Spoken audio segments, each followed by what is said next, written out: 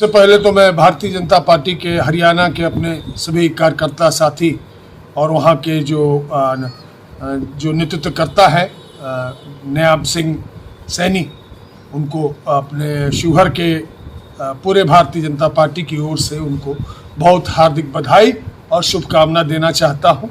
और वहाँ की जनता को मैं अलग से शुभकामना देना चाहता हूँ, जिन्होंने एक साफ सुथरी और सुदृढ़ सरकार चुनने का काम किया है।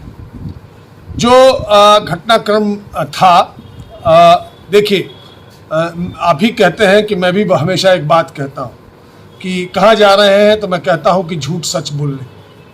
तो झूठ सच राजनीति का एक हिस्सा होता है। ये झूठ फैलाया गया, हरियाणा हो चाहे पूरा देश हो, कि अगर इस बार मोदी सरकार संपूर्ण बहुमत में आएगी तो संविधान बदल दिया जाएगा।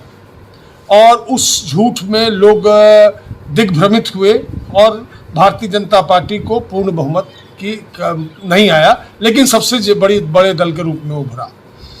आज हरियाणा में आपको आश्चर्य होगा कि अनुसूचित जाति के 8 सीटों पर भारतीय जनता पार्टी ने अपना जीत दर्ज किया है। तो आज वो संविधान जो है, जो दिग्भ्रमित किया था लोगों को लग गया कि जलेबी की फैक्ट्री जो कह सकता है लगाने के लिए, उसकी इमरती लोगों ने बनाकर और वापस से भारतीय जनता पार्टी की साफ सुथरी, बिना किसी घोटालों की सरकार को, जो सरकार वहाँ का डेवलपमेंट कर सकती है, उसको उन लोगों ने वापस स्थापित करने का काम किया है।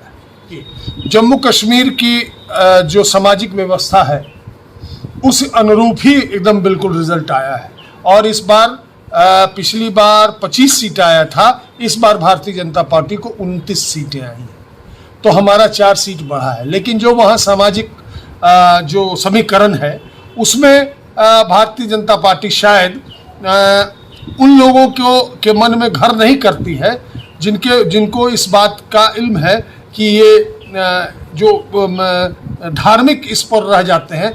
इसके चलते हम लोगों को श्रीनगर, जो कश्मीर घाटी का जो इलाका है, वहाँ हमें सीट नहीं मिला, लेकिन बाकी के पूरे कश्मीर में हम लोगों को 29 सीट आया है। आपको तो मैंने बहुत पहले इंटरव्यू दिया था कि इस बार मैं किसी भी हालात में निश्चित तौर पे शिवहर के लिए, शिवहर के लोगों के लिए, शिवहर में फैली हुई अराजकता के लिए को ठीक करने के लिए मैं इस बार इस जगह से चुनाव निश्चित विधानसभा का लड़ूंगा। और लोगों से भी अपील करूंगा कि मुझे अपना आशीर्वाद और समर्थन आप अभी से देना शुरू करें, ताकि मैं इस चुनाव की तैयारी पूरी धमक के साथ कर सकूं। अभी हाल के दिनों में 6 अक्टूबर को पूरा शिवहर जिला दिवस मनाया है। इस जिला में कहीं ना कहीं आपके परिवार का भी काफ़ी योगदान है, तो कुछ कहना चाहेंगे सर?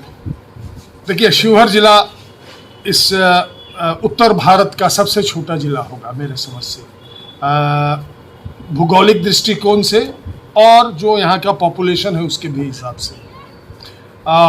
मैं हमेशा कहता आया हूँ, ऐसे तो आज हम लोग ने एनडीए की सरकार है बिहार में, मैंने हमेशा कहा है अगर सरकार हम चाहती तो ये जो जिला है ये उनके लिए मॉडल जिला होता। जितना डेवलपमेंट होना चाहिए था, अगर उतना डेवलपमेंट हुआ होता तो सर्वांगीण विकास जिसको कहते हैं वो यहाँ पर हुआ होता।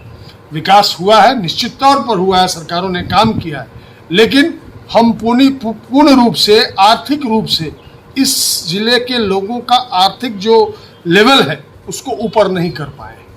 हमारे यहाँ ये कृषि प्रधान जिला है और कृषि प्रधान जिला में जो अनुदान वगैरह आते हैं, जो सरकार का इन्वेस्टमेंट है, वो नहीं आया है।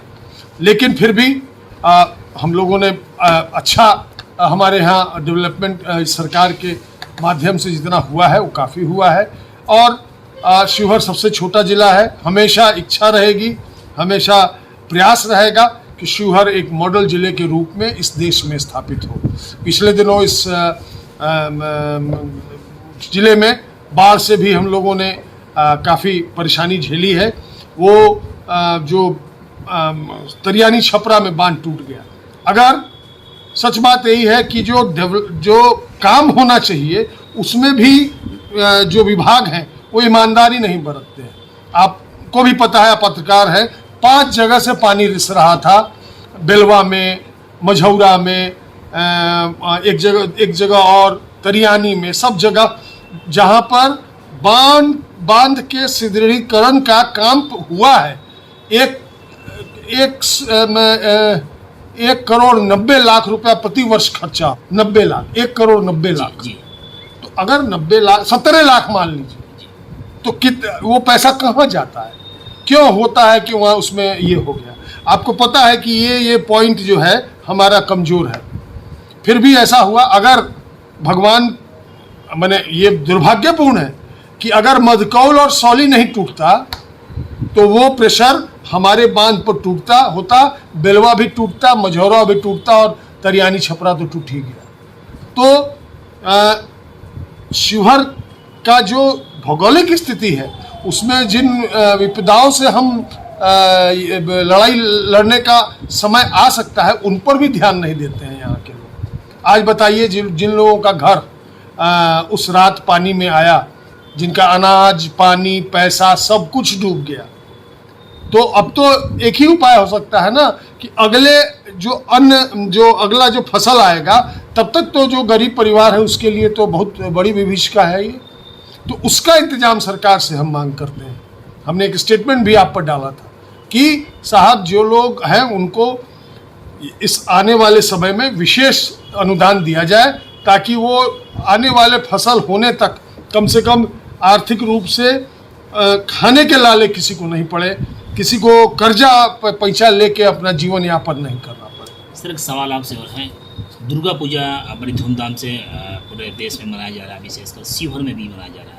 इस पे संदेश क्या होगा विशेषकर शिवहर के? सारे शिवहर के सभी शुभेच्छुगण, सभी सामान्य जन, सभी धर्म के लोगों को दुर्गा पूजा की हम बहुत बहुत हार्दिक बधाई और हार्दिक शुभकामना देते हैं। ये सनातन धर्म में हम माँ दुर्गा की स्तुति करते हैं और ये महीना होता है 9 दिन का, जिसमें उनका विशेष पूजा होता है। वो मामला चल रहा है चारों तरफ से। आप देख रहे हैं सब जगह बड़े बड़े पंडाल बने हैं, बड़े खुशहाली के साथ सभी लोग घूमते हैं, सभी लोग मेले में घूमते हैं, आते हैं, देखते हैं और पूजा का एक माहौल है। उस माहौल में सभी लोगों को हार्दिक शुभकामनाएं।